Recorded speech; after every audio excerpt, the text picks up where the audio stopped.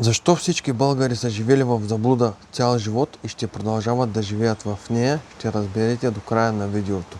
Говоря за тази част от вас, които никога не са излезли от България, но и не по-малка част, които също са излезли, но също пренебрегват тези детайли, за които става въпрос. Да, говорим за предпазни мерки при работата с машини, прашоляк и режещи инструменти. Това са трите най-страшни и тихи убийци на 21 век. Шума, праха и стружките.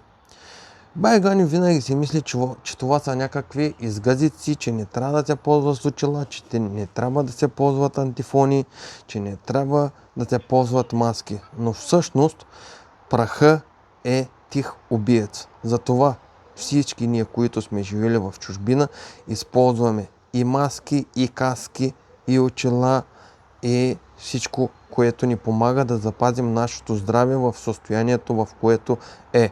Не бъдете един от тези, който пренебрегва тези детайли. Сега ще кажете, че англичаните или чужденците са супер прости. Те са супер изнежени. Не, те не са супер изнежени. Те просто си мислят за здравето. Всички работодатели са длъжни да осигуряват предпазни средства на тяхните си работници. Защото тук и законите са супер страшни и глобите са супер страшни, ако те не ги спазват.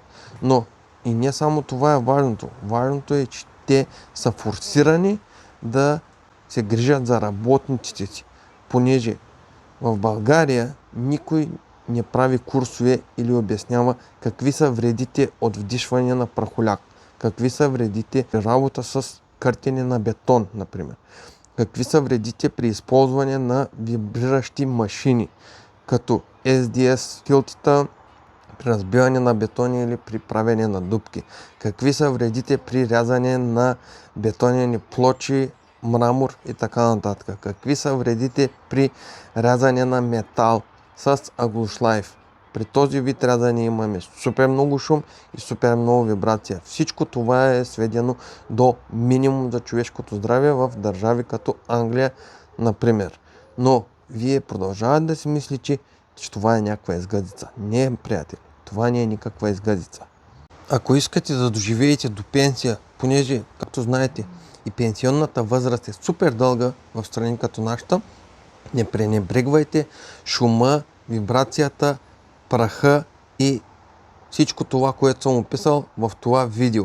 Споделете това видео с хора, които са в строителния бранш и нека те да се образоват от интернет или от такива инстанции, които предлагат съвети и курсове за предпазване на здравето на хората.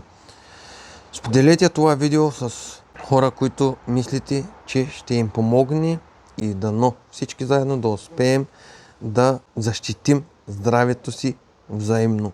Благодаря много, че изгледахте това видео. Ако има голям интерес, ще направя още едно видео с много повече подробности, с много повече примери. Пишете долу в коментарите. Надявам се това видео да ви е било супер полезно. Живи и здрави и до другия път!